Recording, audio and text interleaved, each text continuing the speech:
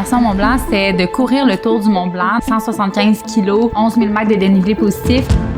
Je traverse la France, l'Italie, la Suisse en faisant le tour du Mont Blanc. Puis ensuite, j'allais faire l'ascension du Mont Blanc. Je pense à rien. On va bien. Je pense à rien, puis je continue d'avancer. Ça part d'un bel amour pour la montagne, qui sont intenses et pittoresques. Je suis pas capable d'aller là. Je suis lente.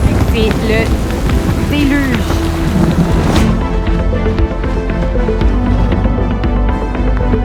C'est de voir que les trois ensemble, on est capable de autant se pousser, puis se pousser en endurance.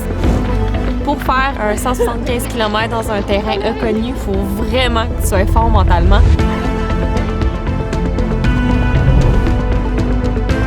Nice, Emma.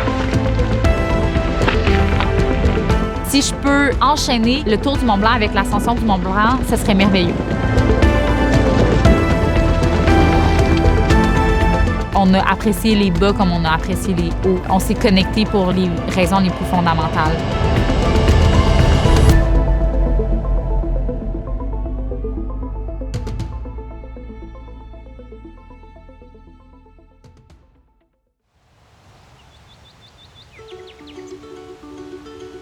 L'idée du tour du Mont Blanc, c'est Karel qui voulait le faire au départ, en fait. On dirait que j'étais pas game d'y aller tout seul. Partir en voyage tout seul puis faire ça, on dirait que c'est toujours plus le fun de le partager. Des filles à Québec, j'en connaissais pas beaucoup qui faisaient de la course comme moi, des ultras, puis aussi qui étaient partantes de partir en voyage. C'est toujours dans des événements de communauté que tous les coureurs mergent ensemble, là, tu commences à parler un peu à tout le monde. Emma, je l'ai rencontrée justement à un événement de course, puis Alex aussi un peu plus tard que je l'ai rencontré. On est allé courir au Mont-Sainte-Anne. C'était la deuxième fois qu'on se rencontrait, qu'on courait ensemble. Puis il parlait d'un projet.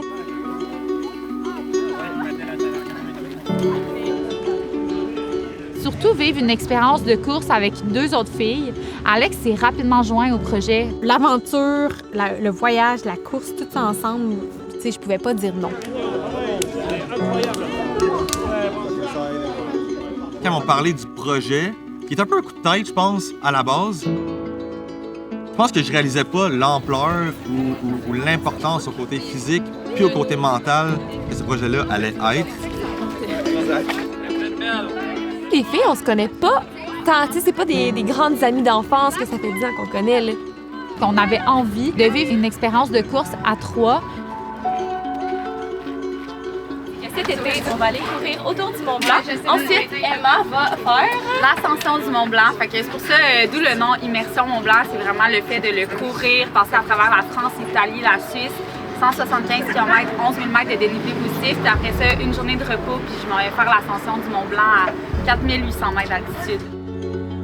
Quasiment une semaine après, on avait déjà booké nos hébergements. Là. Fait que, tu sais, ça n'a pas pris de temps que c'était réel là, comme projet. Là.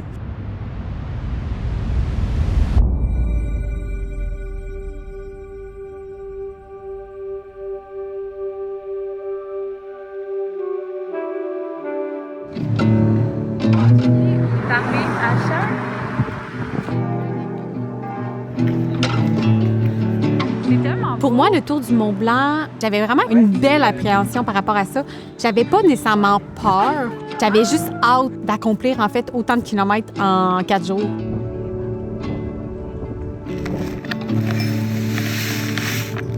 On est en train de manger des pâtes de tomates. OK. On prépare...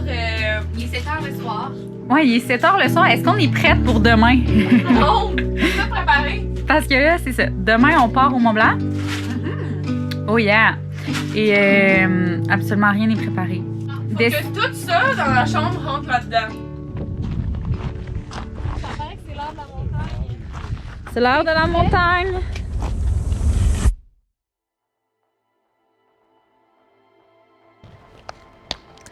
OK! Cool! Donc, 3, 2, 1, let's go! Par là? Par là!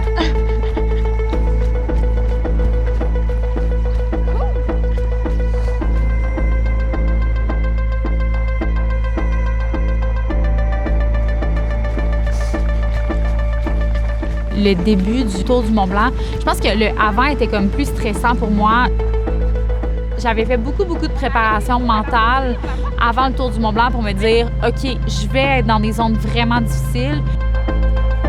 Du moment qu'on a commencé à courir, je me suis sentie libérée.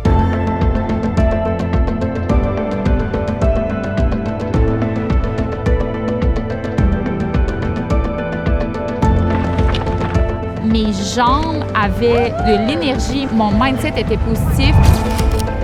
On est parti pour 4 jours, il n'y a plus rien qui importe. On fait juste courir, ce qui est la chose qu'on aime le plus au monde. Le premier jour, là, on est vraiment souriante, on sait pas ce qui nous attend. C'était sûr que ça allait bien aller. Là. On s'entend qu'on est dans l'excitement, c'est la première journée.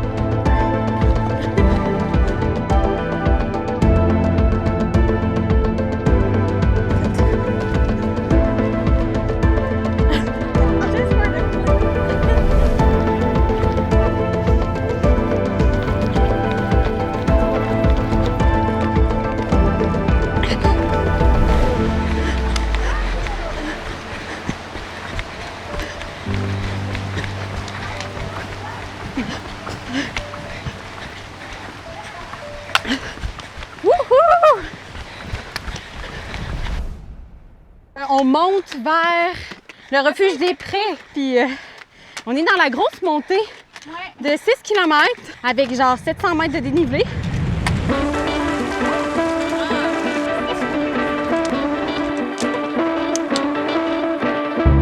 C'est vraiment pendant cette journée-là qu'on se rend compte que c'était pas comme un 38 km qu'on devait faire, c'était comme un 44 km environ. On sait même pas c'est quoi les distances en fait, parce que nos montres, au final, ils enregistraient vraiment mal les distances.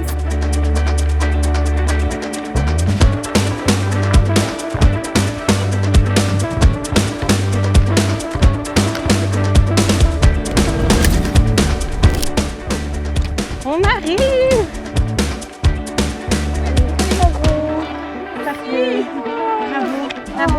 Bravo d'avoir fait... On a fait 42 km, on pensait faire 39. Oh my God! It's big! Oh!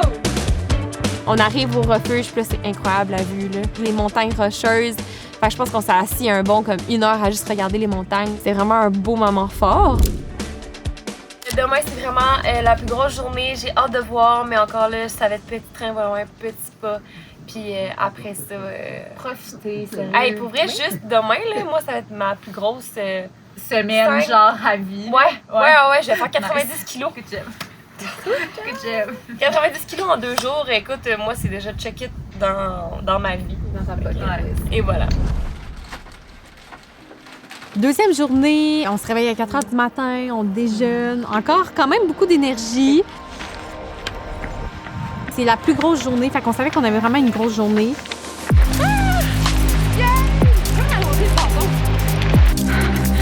On arrive en haut du col du bonhomme.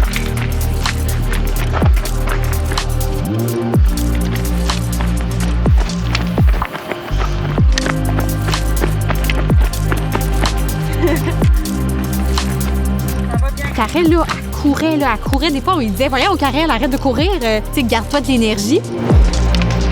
Karel a commencé toutes ses journées assez fortes au départ. On a vite appris à comprendre qu'il fallait calmer un petit peu le pace. 70 km derrière les jambes. Pas encore, mais 65. Finalement, on a réalisé qu'il nous restait pas 13 km, il nous restait genre 20 km pour arriver à notre refuge. On savait qu'on allait manquer de temps. Il est 4h10, hein? Fait que on va arriver en retard à notre refuge. On va juste espérer avoir des lits qui nous attendent quand même. Puis, On savait, fait qu'on était comme dans le stress de... Comme un peu dans une mission, faut arriver au refuge pour cette heure-là. On était toutes en mission, fait qu'on se parlait moins. On sentait pas qu'il y avait une tension, mais c'était comme, faut avancer, mais faut se respecter ici. avec le facteur stress, fatigue corporelle, on a pris une stratégie à 3. Je me suis mise en avant, Karel s'est mise au milieu, Alex s'est mis en arrière. On suivait le pace de Emma. OK, on monte. On dirait qu'à partir de ce moment-là, j'ai vraiment compris que c'était comme mes grandes sœurs. J'avais l'impression que c'était grâce à eux que j'avançais puis qu'ils me tiraient, puis c'était mes pacers, parce que j'ai vraiment trouvé ça difficile. Moi, ça va bien. Les filles me tirent, là. J'ai l'impression d'être une ultra-marathonienne dans ces fins de kilomètres-là. J'ai mes 2 pacers. J'ai un peu des blackouts, il fait chaud. On a de l'eau, on a de la bouffe, on a tout ce que j'ai, mais on dirait que je suis pas capable d'avoir comme le regard vif, d'être réactive. Là. Je suis comme vraiment toute molle et tout. Les femmes entre elles, pour moi, c'est des femmes qui aiment se réunir dans la nature, le dépassement de soi, puis qui repoussent les limites au-delà de le standard stéréotype de la femme. N'arrivez-vous? On sait même plus c'est lequel. Ah, bravo mon loup! Bravo! Top là. Ah. Puis on est arrivé finalement au refuge 1 heure plus tard. Quand on est arrivé au refuge, ils ont juste dit attendez, ils nous ont vus, on avait notre lit. On est fatigués. Ça a été une vraiment dure montée pour beaucoup de raisons. Émotionnelles, physiques. Puis là, on est vraiment contents d'être là puis de se retrouver les 3 ensemble. On a vécu vraiment des beaux moments de proximité. 3e matin, les filles? Ouais, 3e matin. Un petit peu plus proche, je pense que le matin, on aurait pu passer droite. Hein? Ouais, vraiment. Dans un refuge aussi, tu sais, on ferme vite notre selle. On dit pas comme go, go, go. Ouais, on a dormi dans un dortoir de 16 personnes. Aujourd'hui, on pense avoir un petit déjeuner, mais finalement, c'est comme juste des croutons. Des vieux croutons dégueulasses.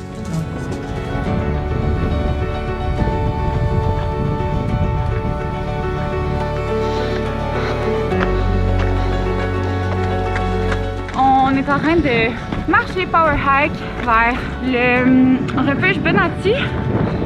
Puis ensuite, ça va nous amener au col du Petit Ferret. Quand il fait beau, à ce qui paraît, c'est magnifique.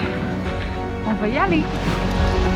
C'était juste, encore une fois, magnifique du côté de l'Italie, honnêtement. Des vues incroyables. Karel se sentait bien, Alex aussi, moi aussi.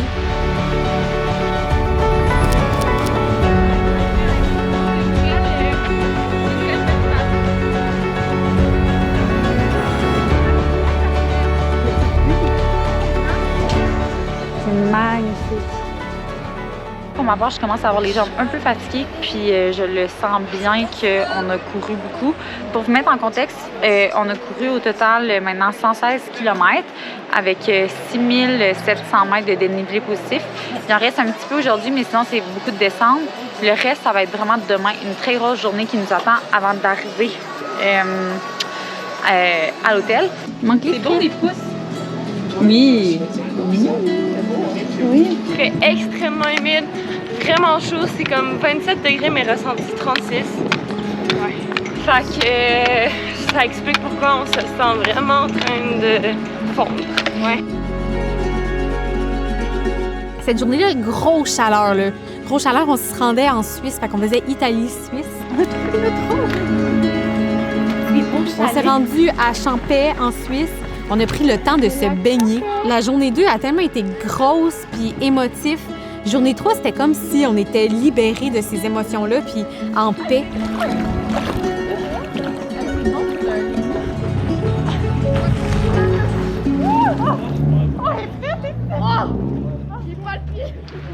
Bon, ben allez.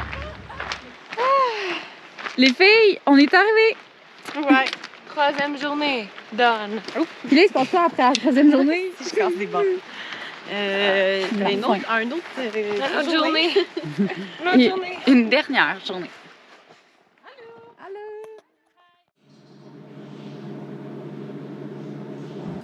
Non, je... Ben...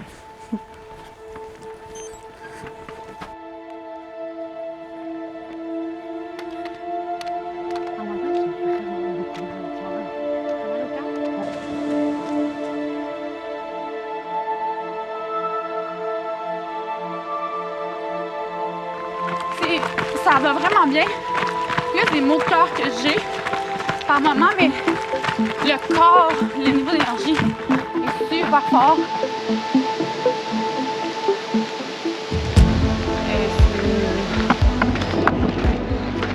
Il tonne vraiment beaucoup. Les orages sont vraiment proches.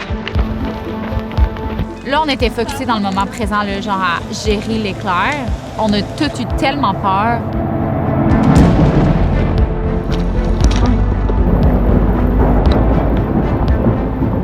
On se préparait depuis la veille à vivre cette grosse tempête-là dans la montagne.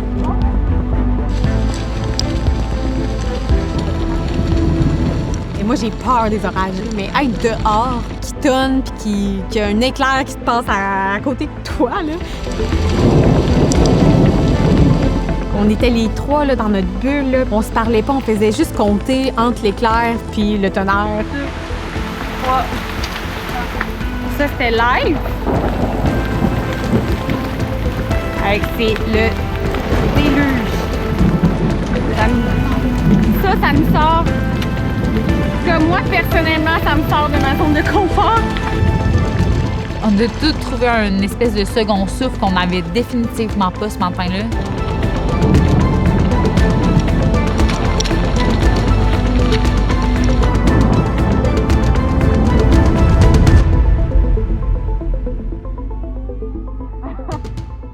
C'est vraiment beau. Mais ouf, moi, là, les orages m'ont tiré du jus. Fuzzy, là. Tu te sens désir? Pendant la montée, j'étais pas là. Puis là, ça va-tu? Ouais, j'ai mangé une borne. J'ai pas tant déjeuné parce que Gros, il me levait le cœur. Ça a été vraiment difficile, je pense, mentalement, là, de traverser cet orage-là.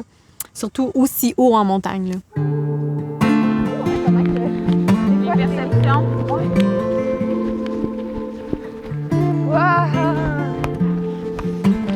C'était vraiment grugeant d'énergie, mais quand on est arrivé à la fin de cet orage-là, à quel point on se sentait bien d'avoir comme persévéré, continué, puis avoir traversé cette peur-là.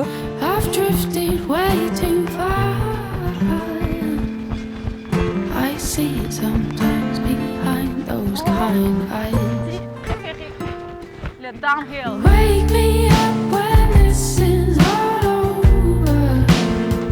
Quand on s'est mis à avoir du plat, que le soleil est sorti, on se sentait là, revivre tout à coup.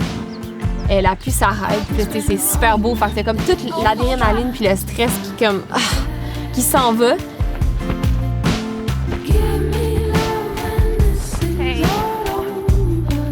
Alex adore la descente. Elle descendait vraiment vite quand même. Moi, je laissais Karel au milieu, j'étais en arrière. Karel puis moi, on a comme eu un drôle de feeling. Puis j'ai dit à Karel, il me semble qu'on va un peu vite.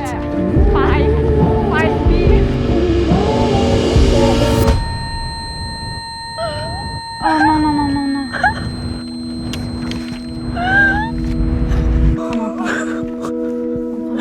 Oh non!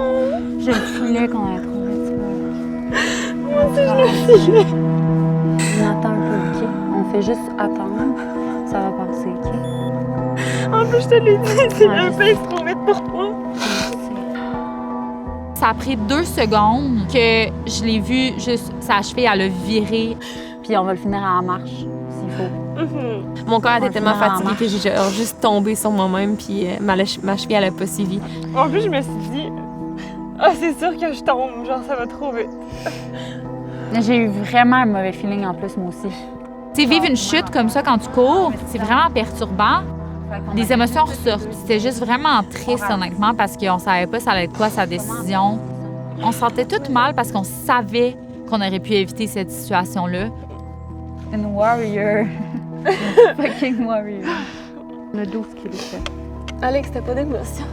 Non, parce que je me sens mal, là, parce que selon moi, c'est à cause de moi, là, que j'allais vite, mais... C'est pas à cause de toi, Alexis. Ben non, là, c'est toutes des décisions, là. J'aurais pu dire, OK, je vais l'entendre. On aurait tout dit, genre, comme, slow down. Tu sais, moi aussi, j'ai eu le calling, je me mets un petit cœur ici. Mais non.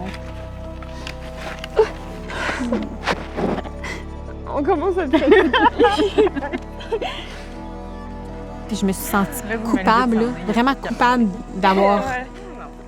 C'est pas de ma faute si Karel a eu un entorse, mais je me disais, crime, j'allais tellement vite, puis ça les a tellement amenés à aller plus vite que ce qui était confortable.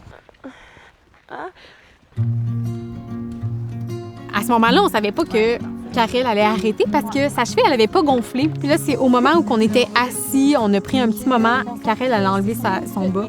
Puis c'est là que sa cheville, elle avait doublé. Puis officiellement, on voyait que c'était une entorse. Ça faisait 1 an qu'on préparait le projet, tu sais. Puis là, c'était à ce moment-là que je réalisais que j'allais peut-être pas le finir, tu sais. Ah, mais les filles ont été bonnes, là. Ouais. C'est pas grave si t'arrêtes ici, tu sais. Tu l'as fait, le tour du Mont-Blanc puis tout, mais... Tu sais, au final, c'est quand même rough de savoir qu'à 20 kilos de la fin, faut que t'arrêtes. Finalement, elle a pris la décision de ne pas continuer.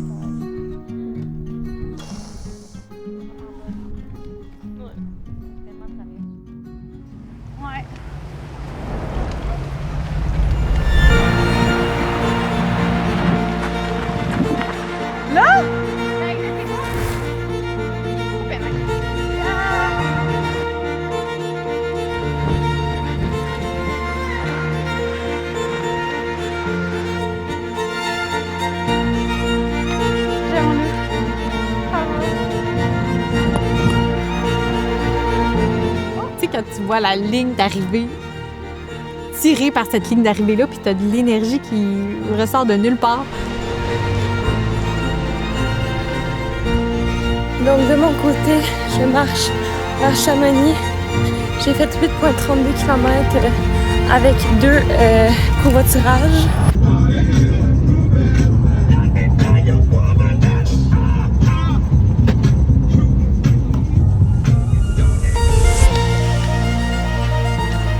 On a rocké ça, là, genre rocké, je pense qu'on n'a jamais été vite de même dans tout le tour du Mont-Blanc.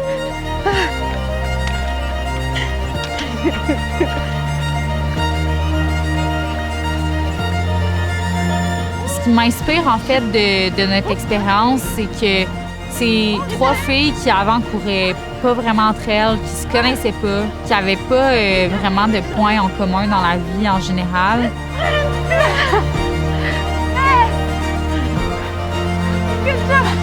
J'ai l'impression que c'est notre meilleur jour qui est sorti un peu à travers cette aventure-là. On était dans l'élément qu'on aimait le plus, avec des personnes qu'on aimait le plus, dans un environnement qu'on aimait le plus.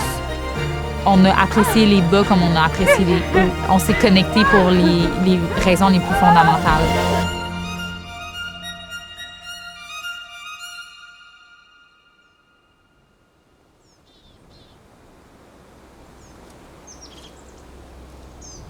Salut! 1, 2, 3. On est le lendemain de la fin du Tour du Mont-Blanc. Oui. Ça va bien. Ça va bien. Ça va bien. Puis moi, ma cheville, elle va mieux. J'ai vu les filles arriver, puis j'étais contente de voir qu'ils avaient fini en toute sécurité. Puis moi, c'est sûr que j'ai pris la bonne décision d'arrêter parce que je pense pas que j'aurais pu continuer à courir. Là. Hier, j'avais de la misère à remonter la côte. Fait que c'était une bonne décision, mais c'était vraiment le fun de vivre ce Tour du Mont-Blanc-là avec les filles. Un nouveau départ parce que Alex et Karel vont en Italie vivre leur best life. Et moi, je m'en vais à l'ascension du Mont-Blanc. Fait que voilà, on va se suivre sur la partie 2. Yeah. Et voilà!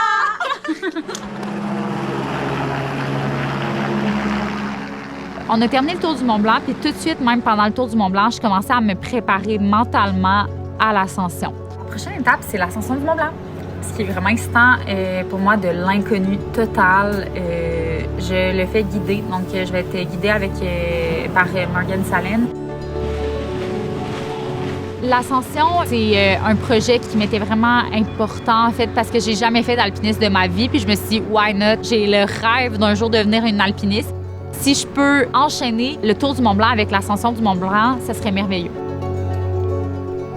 Mon guide et moi, on avait un plan sur 4 jours. La première journée et la deuxième journée, c'est un processus d'acclimatation. Et la troisième et la quatrième journée, c'est le processus d'ascension. Ce qui s'est passé avec le processus, c'est qu'il a été complètement bouleversé par une énorme tempête qui s'annonçait la 4e journée, qui faisait en sorte que c'était impossible même de penser pouvoir se retrouver dans la montagne à ce moment-là. Je pars dans genre 30 minutes avec Morgane, mon guide qui vient me chercher. On va du côté italien de la montagne, puis on va faire une journée d'acclimatation. Journée 1, c'était acclimatation. On est donc allé sur Torino. On est allé à 3300 mètres d'altitude. On a fait un petit peu de marche avec des crampons. Nice and easy. J'ai fait de l'escalade de roches pour sortir de l'acclimatation et se rendre à l'ascension. On a dormi haut. On est redescendu la journée même, le matin même.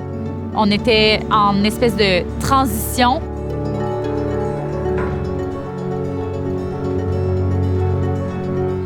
On est à la gare de Bellevue, puis on part pour aller dormir au refuge du Nid d'Aigle à 2400 mètres d'altitude, 2372.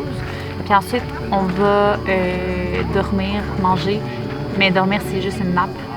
On va partir à 1h du matin pour le processus d'ascension du Mont Blanc.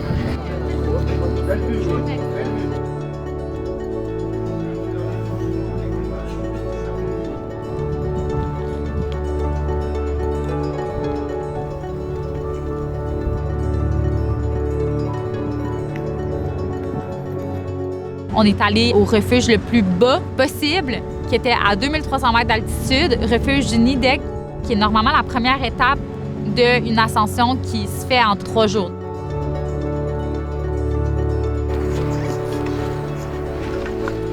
C'était un processus qui était extrêmement agressif, qui faisait en sorte que j'allais avoir des grands vents la journée de mon ascension. L'altitude allait probablement faire un grand effet parce que j'avais pas beaucoup d'acclimatation. C'est tous des éléments qui faisaient en sorte que je me disais « OK, ça va être un solide défi. » Ici, j'ai mon casque et mon harnais qui est caché là-dedans, que je vais utiliser plus tard. Dans cette poche-là, j'ai des gels avec de la caféine pour le matin. J'ai de la crème solaire, du Lipsil, des gouttes pour les yeux aussi, parce que souvent, avec mes yeux secs et les lunettes, je ne vois vraiment pas bien. C'est comme tout en montant, fait que les couches les plus basses, c'est vraiment comme les vêtements très très chauds quand on va s'approcher du sommet. Puis en montant, dans le fond, c'est les vêtements que je pense utiliser le plus jusqu'à la nourriture et l'eau. Oui. On est parti de 2300. À 1h du matin, on s'est réveillé, puis on a commencé à grimper.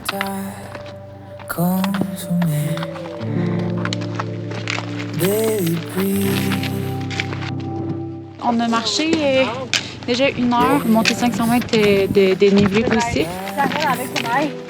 Comme à un endroit où est-ce qu'il vente quand même pas mal. On a déjà vu beaucoup de personnes redescendre. On dirait qu'ils vendaient trop. C'est pas indicateur de bon signe, fait qu'on continue d'avancer. Puis on verra un peu plus loin où on en est.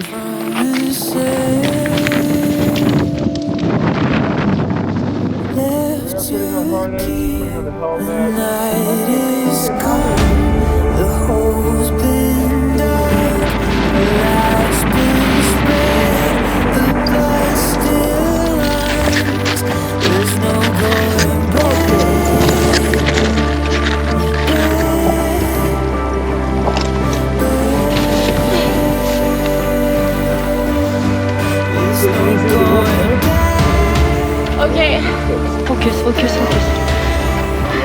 Tu penses à rien. On va bien. Tu penses à rien, puis tu continues d'avancer. Yeah, come on. Nice, Emma.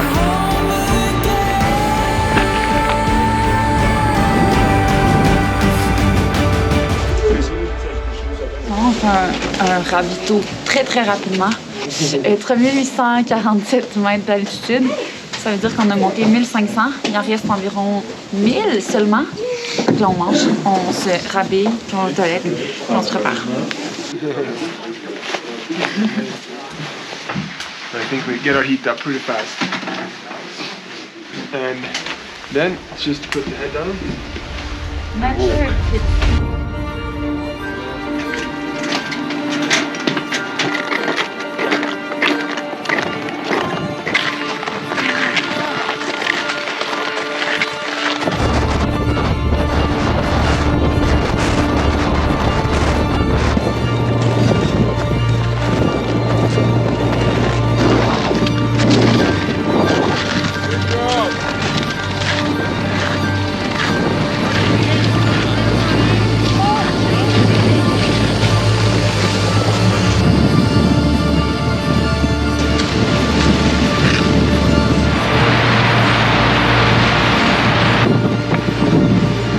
C'était vraiment plus fort que nous. Le vent était rendu à 110 km/h à ce moment-là. Puis ça devenait très difficile de concevoir que j'allais pouvoir grimper juste l'arête et même me rendre au sommet.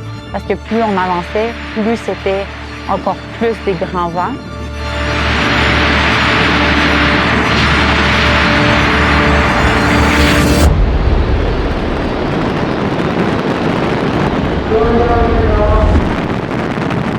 J'étais pas capable de faire un pas en avant avec le vent. Lui aussi, il a regardé la montagne, puis il a comme fait « OK, c'est terminé.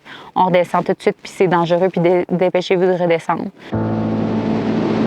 Moi, je comprenais comme plus ou moins la décision. J'étais comme « Attends, c'est vrai, là, c'est là, on redescend, t'sais.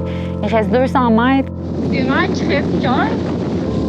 Il en reste tellement pas long, puis on voit le sommet. Mais je vais juste redescendre, j'ai peur de m'envoler. C'est littéralement une question de survie qui nous fait en sorte qu'on redescend. Puis je suis contente, c'est pas moi qui ai eu la décision, c'est Morgan. Donc j'ai pas de contrôle là-dessus. Puis je suis vraiment juste super fière de où on est allé.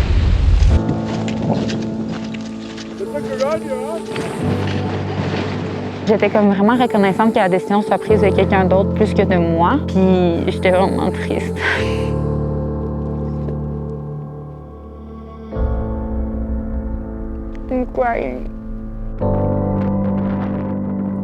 Ce qui est spécial, c'est qu'on sait que si, mettons, on avait été là 2 heures plus tôt, on aurait probablement pu faire le sommet quand même parce que le vent était moins fort. Mais il n'y avait pas de place dans les refuges plus hauts qui nous auraient permis, dans le fond, d'arriver là assez tôt pour ne pas être pris dans le vent.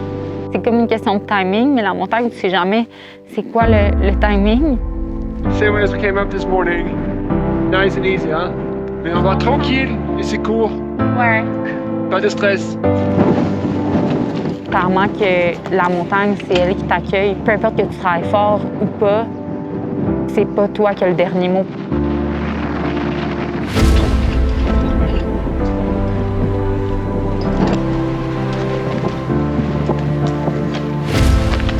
Ce que je suis vraiment contente, c'est qu'à aucun moment j'ai douté de si j'allais être capable de le faire.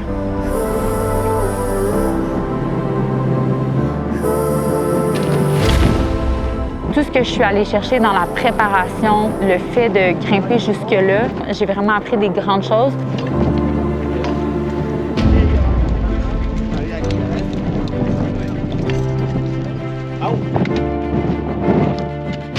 Je suis extrêmement reconnaissante, puis je me dis juste qu'il va falloir que je revienne l'année prochaine à Chamonix ou au Mont-Blanc. Fait que c'est ça. Des beaux apprentissages.